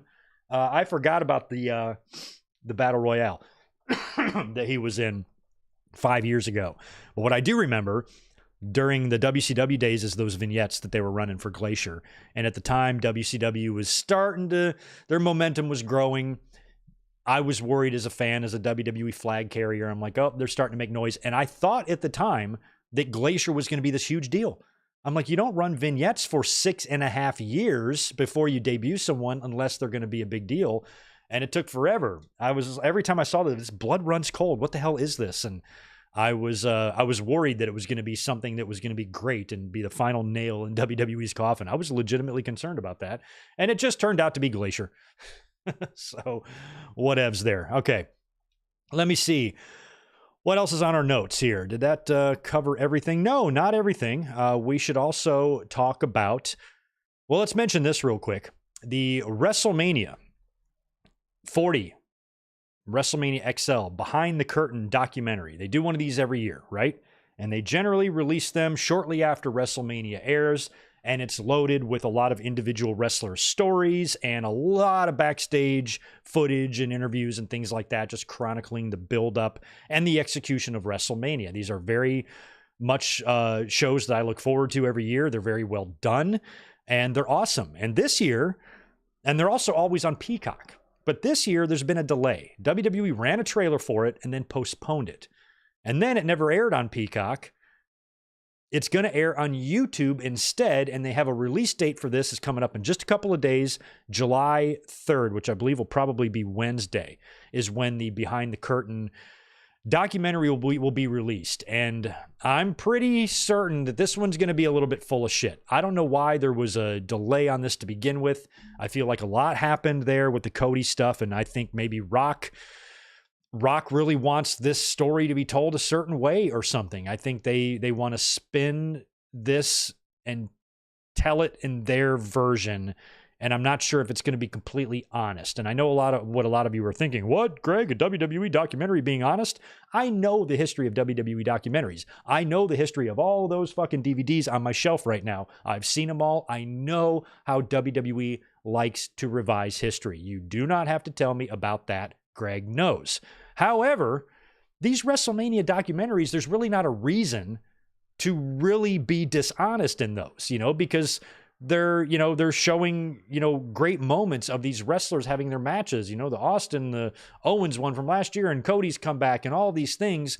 There's really no controversy to spin, so when it comes to these WrestleMania specials, I don't know what they're even called. Or the WWE 24s, is that what they were called before? When they would release these every year. Those I liked because they were all just WWE. They weren't talking about history. They weren't talking about previous competition or trying to rewrite history to skew it in their way. They're just chronicling the show they just had. So there's not a whole lot of that WWE DVD dishonesty vibe that you got in the documentaries from back in the day, and then you get sometimes on the AEW ones where they conveniently leave things out, or they just forget about things or tell it differently, or just sometimes flat out lie. That is not the case with these WrestleMania documentaries every year. I just don't see that. They're really well done, and they're always really, really enjoyable to watch. This one I don't believe anything Brian Gewirtz says, for starters. So there's not a lot that he's going to be able to say that I'm really going to take at face value anyway. And The Rock, I'm not sure how much of his bullshit I'm going to believe either. So we'll see how it is. But it airs in just a couple of days. I will try to give a thorough review on that. I will. Maybe I can even do a standalone video. I got a lot of work to do before in the next 10 days before I leave for vacation. But if I can get a standalone video review up of that before July 9th, I will do that. We need to make a note of that in my notes. And also, we have a very, very sad death to report. This week, the wrestling world lost Sika, a patriarch of the Bloodline, the father of Roman Reigns, and a man that I have a lot of memories of growing up as a kid. I was a big fan of Sika, and we've gotten a chance to see Sika over the years since Roman Reigns became the tribal chief. You know, he's appeared on WWE TV a couple times, and ironically, I always thought it was Afa who was in worse physical health than Sika. We did hear about Afa. I think he had like surgery, heart surgery or something, and he's been on death's door a couple of times, and he's just still kicking. I wasn't aware of any health problems with Sika, although he was 79 years old, passed away, and he was a true legend. Sika was the best. My memories of Sika and the Wild Samoans are pretty vivid because the Wild Samoans were tag team champions when I started watching wrestling. They had their second stint in the company around like 83-ish. That was when Hogan came back. And that's when I was really starting to watch wrestling. Probably really started in 81 or 82, but my memories started becoming clear in 83. And they were the tag team champions basically when I started watching wrestling on the reg, you know? And they were wild. They were very fun to watch as a kid because, you know, it wasn't so cartoony back then. These guys really did look like savages.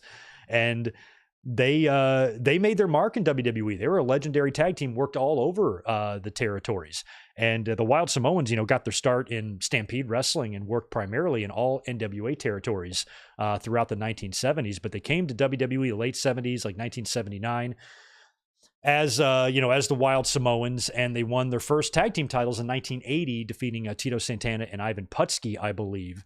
And then I remember the Wild Samoans lost the tag team titles to Bob Backlund and Pedro Morales on that famous Shea Stadium show in 1980. That was the show that had the Hulk Hogan, the heel Hulk Hogan, against Andre the Giant, and the Bruno Sammartino and Larry Zbyszko cage match also took place on that event as well. But after Backlund and Pedro won the titles, Backlund was the WWE champion. And back in those days, they didn't really have double champions. So sometimes they did, but it was rare. So Backlund had to forfeit the title, the tag team titles. They held a tournament for the tag team titles, which the Wild Samoans wound up winning and winning back their titles. And so they had a short stint away from WWE, came back around 1982 and won the tag team titles again from the Strongbows. And that's when I had started watching wrestling. And that's when I remember the Wild Samoans was from this run, not their first one. They also brought in Samu around this time, one half of the Head Shrinkers, to be a replacement for Sika when he got hurt and to kind of be a third guy. The Islanders would do this later on in the 80s as well. And then, of course, the Samoans, Wild Samoans, would lose the tag team titles in a famous match to Soul Patrol, the Rocky Johnson and Tony Atlas, I think in November of 83. And that was going to be the end of the Wild Samoans tag team pretty much forever and in WWE. Now, Sika would come back by himself in 1986. And I remember this. I remember when he showed back up, and I remember as a kid not remembering which one he was. And I was like, oh, okay, that's Sika. And he was back as a singles. And I remember when he briefly was teaming with Kamala in 1987. And this freaked me out as a 9-year-old. I was very freaked out by the team, even more so than the Wild Samoans. I was more freaked out by Sika and Kamala because Kamala was fucking wild. I was fearful for Hulk Hogan's championship. Hogan was kind of feuding with Kamala at the time. And I thought if they were going to stay a team that they would definitely win the tag team titles, but they didn't really stay together that long. I think one of my favorite Sika memories ever, there's a couple of them. One of them is a match he had against Hulk Hogan. Hulk Hogan defended the title against Sika on an episode of Saturday Night's Main Event that I just reviewed a couple of months ago. Check the videos tab. I uploaded a review of my favorite Saturday Night's Main Event episode of all time. And on that show is Sika challenging Hulk Hogan for the title. And of course he loses, but Sika and Hogan have a lot of history as well, because when Hogan came back into the WWE in late 83, right after the Wild Samoans dropped the titles, I think that was when Samu was there, he showed back up to help Bob Backlund against the Samoans. And so then Hogan comes back on the scene, helps Backlund battle the Samoans, a month later beats the Sheik, and Hulkamania is born. So now it's 4 years later, 1987, he's working one-on-one defending his title against Sika. Very, very cool. But I think my favorite Sika memory has to be from one of my favorite WWE television productions of all time, the 1987 Slammy Awards. And at the very end of that, they did the big group song, If You Only Knew. And I think the final award they were going to give away that night was Best Song. Jimmy Hart was nominated, Honky Tonk Man, Coco Beware probably, and whoever the fuck else, right? Well, we never knew who the winner was because Sika ate the envelope. That's why I love Sika. Sika, rest in peace. Your family, thoughts and condolences out to everybody, because there's a whole lot of people mourning the death of Sika today. And especially Roman Reigns, our tribal chief, the man who just ended a 4-year nearly run with the WWE title, breaking all kinds of records.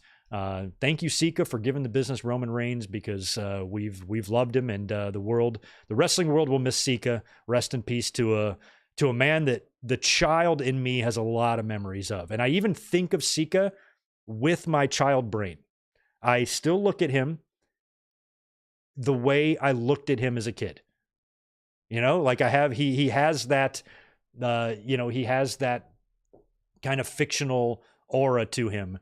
The guy that would just eat envelopes and bite the heads off of raw chickens. I still kind of have him. I revert back to those childhood years whenever I think about Sika. Sika's the best. So rest in peace, and condolences out to the entire Anoa'i family. That's for sure.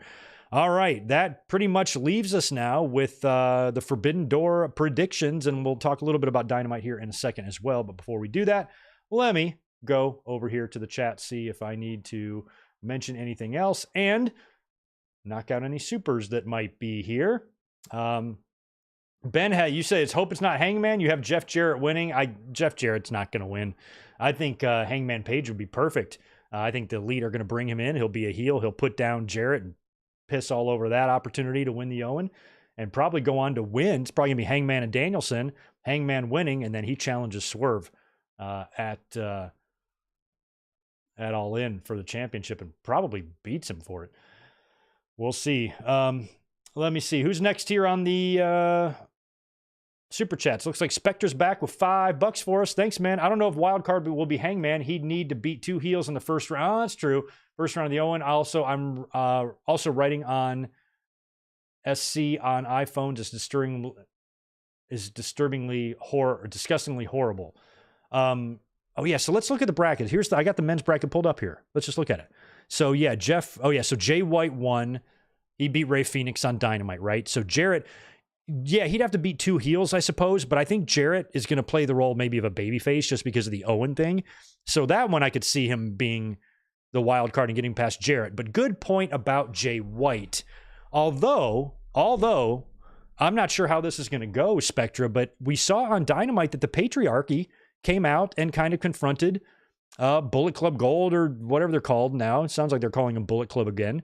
Are they going babyface? Are we going to see the Ass Boys and Juice become baby faces? And if they are, then Jay White would kind of be a baby face, and then Hangman can beat him.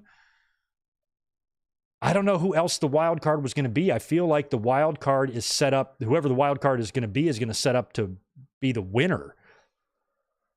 Yeah, I don't know, man. I don't know. I feel like if it's not Hangman, I don't know who else it would be. But if it's not Hangman, then I definitely want to see Danielson win and maybe get the title shot. But I feel like Hangman and Swerve might be what they're setting up. They could do Hangman and Swerve. They can do Danielson and Nigel. And they can do Ospreay and MJF. I feel like they're setting up Ospreay and MJF at Wembley. So I feel like that might be what they're doing. And another reason why I think Hangman Page works is to, continue on with this Elite domination. Although based on the ratings, I don't know how hard AEW wants to go with this Elite angle, because NWO, they are not. And Jack Perry, a lot of this was designed to get him over as a star. And I sometimes forget he's there. When I think of the Elite, I think of the Bucks and Okada. I forget about Jack Perry. That's not good. That is not good. And that's why this whole thing, might not, be the story that we think it is unless they add a Hangman Page to the mix. And maybe that's what they're trying to do here. Bucks are going to be tag champs. Perry's going to win that TNT. Okada's got the Continental. Hangman wins the Owen, beats Swerve, and boom, they are lit up. That's why I feel like Hangman is the guy. But good point on the baby faces. I'm going to have to maybe tweak my Forbidden Door predictions later on that too. We'll have to see. Anyway, Delayed Grats, thank you so much for the $5. Wrestle Tickets doesn't allow comments now because of toxic fan posts on their AEW shows. Post ratings anymore for this, doesn't post ratings anymore for the same reason. I could not believe WrestleTix is a very reliable source. They follow real actual metrics and post real actual figures of their ticket sales. And when I saw the attendance number for Dynamite the other night, I even screen capped a couple of idiots' replies because they announced the attendance was 40 something hundred. They show a shot of the arena, and then these fans, boy, I don't know if that doesn't look like 4,600 to me or whatever. Wrestling fans, this is what the deal is. Their entire personality is they see something and they say to themselves, this contradicts what I want to be true, therefore it must be false. And it's so fucking stupid why they're all like that. And now they're going after completely reliable sources. I mean, everything's rigged. If somebody says anything good about AEW, they're in Tony Khan's pocket or they don't want to lose their media pass. They just say the same shit. How many times can you bring up the fucking media passes? They just don't want to use the media passes. I'm begging you, get some new fucking material. Jesus Christ, man. It's like they just use one explanation for everything. So if somebody is too nice to AEW for a tribal fan's liking, that means they're sucking Tony's dick or they're trying to get a job or they don't want to lose their media pass. There's always a reason for it. Because their whole life is built on dishonesty, so they just assume everybody else is dishonest too. And that's how it is, because it's in completely bad faith. You don't like a fact because it's not what you want to be true, so therefore you're just going to make it false in your head. Sports is like that, politics is like that too, and of course, wrestling is not immune. What the hell is on my back? It's like a bug on me or something. But it's infuriating, and it's so stupid because I go to Wrestle Tickets all the time to see these numbers, and I usually don't comment, but it's nice to have that information there. But I'm not surprised because you can't post a rating if the rating is too high or the attendance is too high for a tribal little sack of virgin shit. Then they're going to assume it's false and attack the person that reports it. Everything's rigged. Everything's a conspiracy with these guys, My God. Anywho, that's frustrating, but completely unsurprising there, Delayed Grats. Let's see who else. We got the Juliets in the house. What's up? Appreciate that. $6. Be interested to see if Vince's departure is mentioned in the WrestleMania documentary. No. What, in the one they're releasing on YouTube? No. They're not going to mention that there. No way. Also, somebody changed Heyman's wiki to say he was killed by the Bloodline. That's great. But Juliet, I would be surprised if they mentioned Vince's departure. Why would they? He wasn't even a part of WrestleMania. I mean, maybe just it's Vince's creation. Maybe. They might show a clip of Vince. Welcome to WrestleMania 3 or any of the other times he was out in the ring at WrestleMania. Maybe. When talking about the history of WrestleMania, but I don't know why they would bring up his departure. You could be right. I would just think no on that. Big no. I always drop my pen. Anyway, all right. Who else is next here? I think I got everybody there. Nope, there's one from Spectra. Thanks for 5, my friend. Do you think you'll ever do another deceased wrestlers commentary? I want to. Who's the hardest one we lost? I feel like it's Bray or Eddie for me, both too soon. Number 1 for me will always be Owen, but Eddie was rough. Bray was rough. They were all rough. One day I would like to get to that if we could in some capacity. I've actually began project folders and I have some notes about a future one day, but it's all about, just finding the time and the energy to put something like that together because that's dark. And you guys know me, I don't really like to be sad or depressed or anything like that. So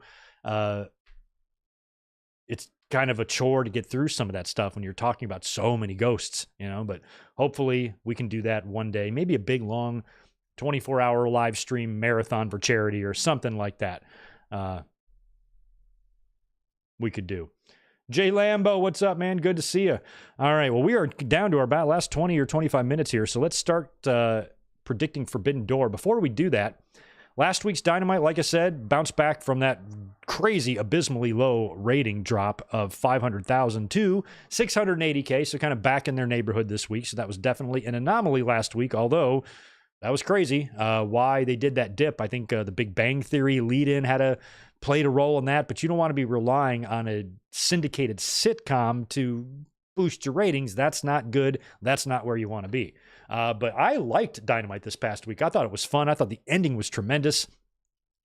The MJF and Garcia segment, it felt a little bit confusing because it felt like they were trying to set up a lot, but MJF and Garcia had a nice little show of respect, exchange of words in Garcia's hometown of Buffalo, and MJF even proposes a match between the two of them at Wembley Stadium. But that's when Will Ospreay comes out and offers Garcia a match for his championship, actually both championships, because he plans on being champion by the time we get to next Wednesday. He offers Garcia a match next week, which Garcia accepts. And then after, MJF wishes Garcia luck. Hey, man, you focus on that. Good luck to you, and we'll revisit our Wembley thing. So to see Ospreay come out there and interrupt that, plus the little bump that him and MJF had, I think last week, where they kind of faced off a little bit, I feel like MJF and Ospreay is going to be the Wembley match, because I don't think Ospreay is going to beat Swerve. I feel like MJF and Ospreay is probably what they're going to do. Unless they bring in Ricochet to do that or something. But MJF and Ospreay is feeling likely now, based on the couple of interactions that they have had on television recently.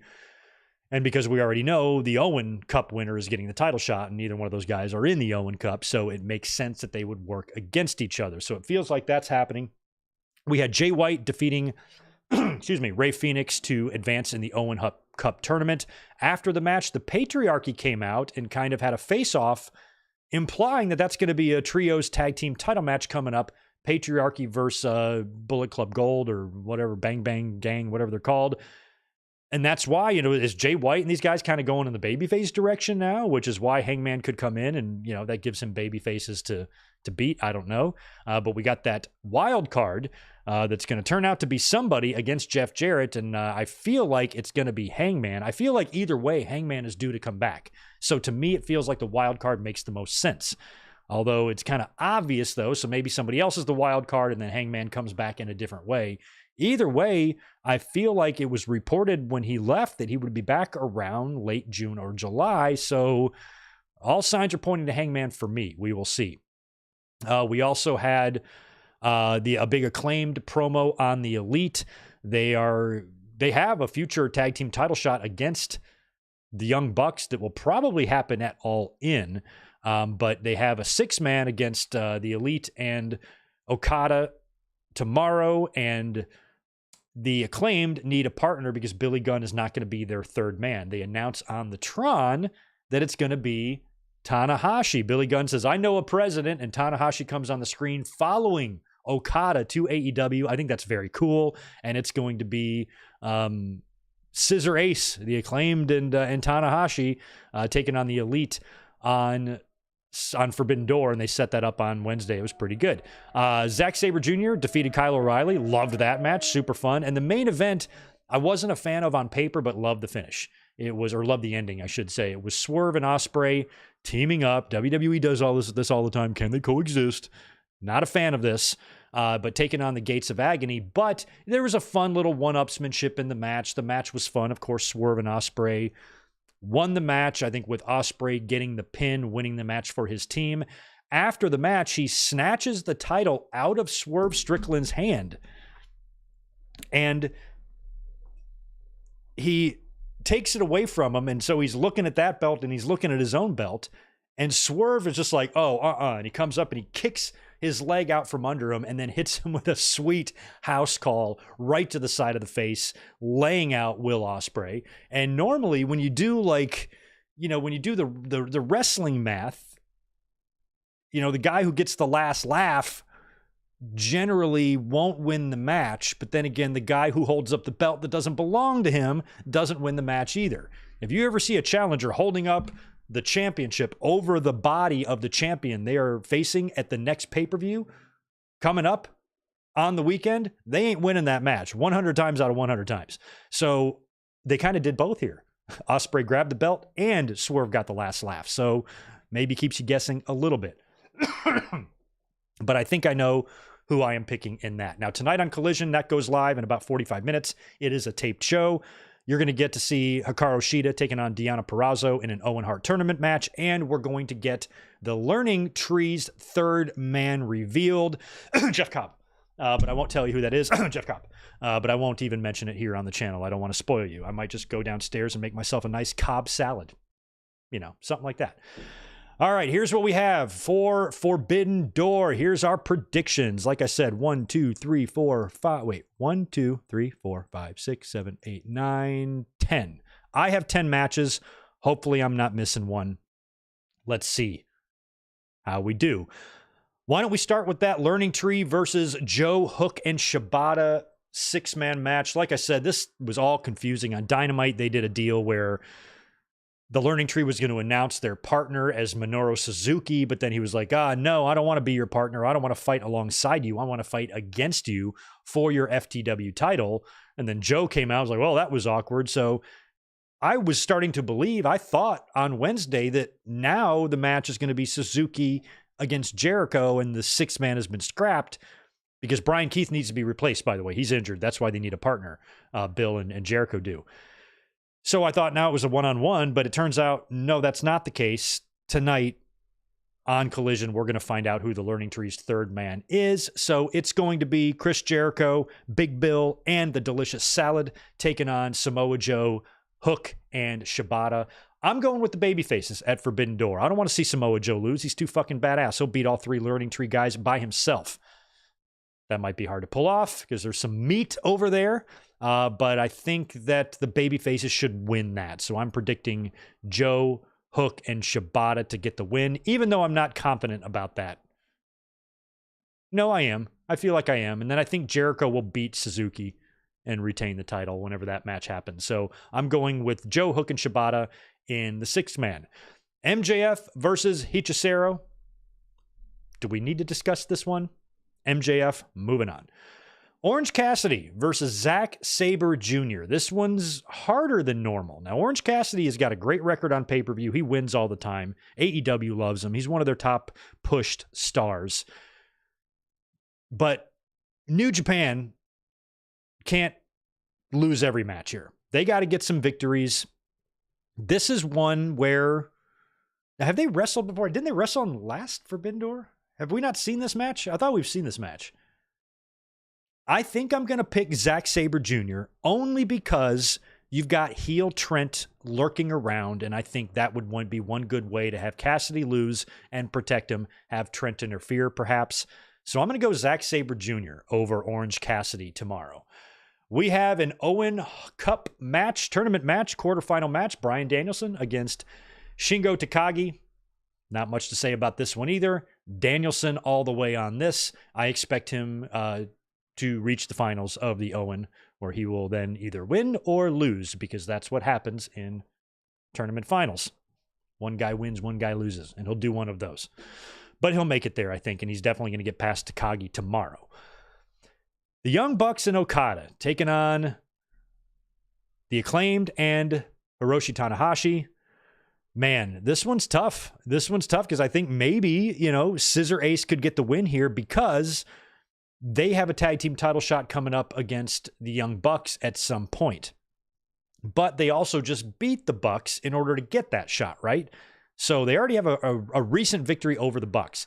If the Acclaimed versus Bucks tag team title match is happening at All In, and that's where the Acclaimed choose to cash this thing in, then that's a long time between now and then. And normally, if this match was coming up on Wednesday, for example, like if the Bucks were putting the titles on the line against the Acclaimed on Wednesday, then I would absolutely say the Acclaimed and Tanahashi will win here, because I think when the tag team title match happens, the Bucks are going to retain. But if it's at All In, you got plenty of time between now and then to get all the other matches done and whatnot. So I'm gonna judge this match just in a vacuum without really taking into consideration what's happened recently or what's going to happen in the future. And I'm just going to pick the Elite. I think the Elite's going to win. I think they should keep rolling here. Plus, Okada is in this match. And all you got to do here to protect Tanahashi is just for Okada to pin fucking Bowens. Not a big deal. I'm going to go Bucks and Okada, and I'm going with the Elite to beat Scissor Ace, although I'm not that confident. I think the Elite could suffer a loss, but they're, whether it's getting over or not, or fans like it or not, they are the top story in AEW, and you're probably going to want to keep a faction like that strong, at least until we get on the other side of All In, and then you can start imploding the whole damn thing if you want. But I think the Elite need to try to look as strong as possible coming out of Forbidden Door, because the next match we're going to predict is the big ladder match for the vacant TNT Championship that unfortunately Adam Copeland had to relinquish. But this whole match is designed for Perry to go over. I think if Copeland would not have retained, or not have gotten injured, and didn't have to forfeit the title, then Perry probably would have beat him for it. So I think Perry is going to win the ladder match and add even more gold to the Elite. We have Mercedes Moné taking on Stephanie Vacour. This is going to be title for title, AEW TBS Championship and the New Japan Strong. This is going to be where Mercedes Moné wins the New Japan Strong. She was supposed to win it before. She got hurt, and we knew eventually she probably would get her hands on this title. So Mercedes is going to win this match all the way, and she will be walking out of Forbidden Door with 2 championships. Mercedes Moné all the way. Toni Storm defending the AEW Championship against Mina Shirakawa. Toni is still rolling. I think the story here, I would assume, although I could be wrong, is for Mariah May to win the Owen and face Toni Storm at All In. That's kind of what I want to see happen, which means Toni Storm's going to have to win here, probably with help from Mariah May, as they are in the middle of this very, very sexy love triangle thing. But Toni Storm, I think, has got to retain here. I like Mina Shirakawa, but I don't see them putting the title on her at Forbidden Door. Toni Storm retains. Jon Moxley defending the IWGP Championship against Tetsuya Naito, the man he beat for it. Naito's doing the gimmick now where he's just taking forever to do everything right. Hilarious. I kind of assumed that when Moxley dropped the belt back, it might be on New Japan soil. But, you got to throw New Japan some bones here. And I would like Moxley to get away from that championship and get back into AEW business. He beat Naito for it, so it would make sense that he would lose it back to him. You can have all the interference in the world if you want in this match. Moxley will be freed up after this to seemingly feud with somebody now. So maybe whoever that person's going to be shows up in this match and helps Naito win and starts some shit with Mox, or he's going to continue feud with some New Japan guys for a little bit while longer. I don't know, but you would think Moxley would have some sort of a high-profile match coming up at All In, and right now I can't think of who that person might be. I think what might make sense is for Moxley to drop the title here and then start feuding with the Elite. Moxley, kind of playing the role of a Stone Cold Steve Austin, and if Moxley drops the title, he's freed up to do that, and I think Moxley battling the Elite would be fun. Super fun. So let's hope that we see that. And then maybe, it's Moxley versus a Jack Perry, or Moxley versus an Okada, maybe, or something at All In for one of those championships. We'll see. But I'm going to pick Naito somehow to defeat Moxley and win back the IWGP Championship. And then in the main event, we have Swerve Strickland defending the AEW title against Will Ospreay. I think Swerve should hold on to the title until All In. Therefore, he needs to be champion on the other side of this match. They're going to have a great match. I think that AEW is, as much as I love Will Ospreay and as much as I think he absolutely will be world champion, I think he's my favorite wrestler in the world right now, currently, in terms of presentation, presence. I love him on the mic. He just cracks me up on the mic. I love his look. I love his energy, and love everything about him. But they're doing this match now, and as much as I love Ospreay, I just don't feel like now is the time to unbelt Swerve when he's only been champ a couple of months. He needs to take it into at least All In, perhaps even beyond that. But at least if he makes it to All In, I'll be satisfied enough. I don't need another year-long run. I don't need year-long runs. It's fine. As long as I give him a substantial run, I'm not going to complain too hard or have this feeling in my gut that he was done wrong or treated unfairly or not given a proper fair run with the title. The business moves fast, and sometimes you don't always have time for everybody to hold the title for a year. But if he were to drop it tomorrow, then I would think that's a little bit early. So I feel like Swerve has got to win here, and I feel like he's a strong enough champion that would easily be able to, not easily, but should be able to defeat Will Ospreay clean. If they did a clean win here, I'd be perfectly fine. You can have some extracurricular stuff if you want to protect Ospreay. If you want to do that, that's totally fine. But I'd also be fine with Swerve just kicking him, house calling him in the side of the head and beating him. So we'll see. Either way, Swerve Strickland, I predict, will beat Will Ospreay and retain the AEW championship. And then Will Ospreay will bounce back on Wednesday, beating Daniel Garcia to retain the international title. That's the way I see it. So just to recap, Joe, Hook, and Shibata over the Learning Tree. MJF over Hichisero, Zack Sabre Jr. over Orange Cassidy, Danielson over Takagi, The Elite over Scissor Ace and Jack Perry to win the TNT title ladder match, Mercedes over Stephanie Vaquer, and Tony Storm over Mina Shirakawa, Tetsuya Naito to win the IWGP title from Jon Moxley, and Swerve Strickland to successfully retain over Will Ospreay. There you go. And that concludes my notes. I made it with 5 minutes to spare. Right on. Right on. Thanks for being here, guys. Let's check the chat and see what you guys are saying in here. Yeah, Juliet, keep in mind Tanahashi is the New Japan president. Yes, I know, but that's why I just think you can just pin Bowens. I'm not sure if him being the president, would necessarily make them win. I just think that New Japan needs to win some matches. That could definitely be one of them. I think they're going to win 2 or 3 matches here. So that could be one of them, and I could have a different one wrong. So I'm not against the Acclaimed and Tanahashi winning at all. I've just happened to pick the Elite. We'll see who's right.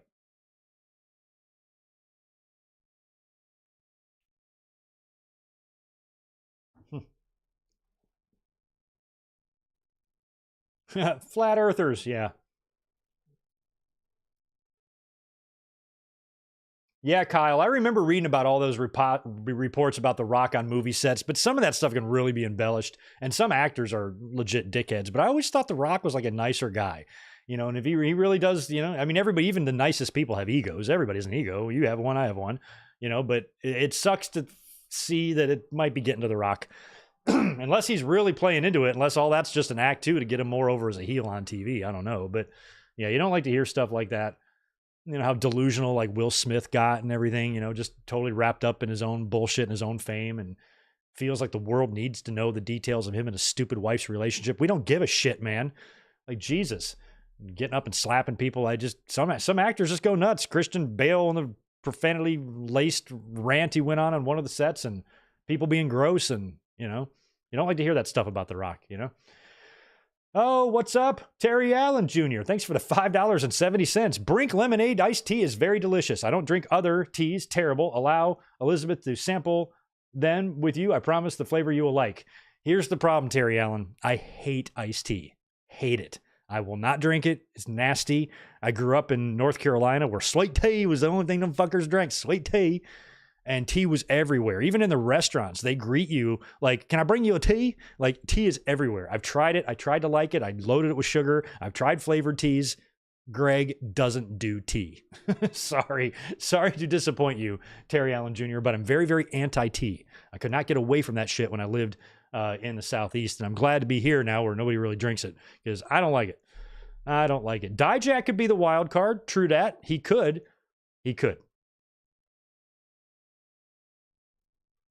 Yeah, Rodrigo, I did see the last Who Killed WCW episode. Unfortunately, I'm out of time. We will, though, touch on that here before the end of next week. I promise to give you guys some thoughts on that. If you guys could do me a favor on your way out the door, do me a favor and smash that thumbs up button for me. Also subscribe if you have not yet already, and join us tomorrow night for the Forbidden Door watch party. It's going to be fun. Link is already up, and we will be here just about 15 minutes before the main card starts. You guys have a great rest of your Saturday, and I will catch you tomorrow for Forbidden Door.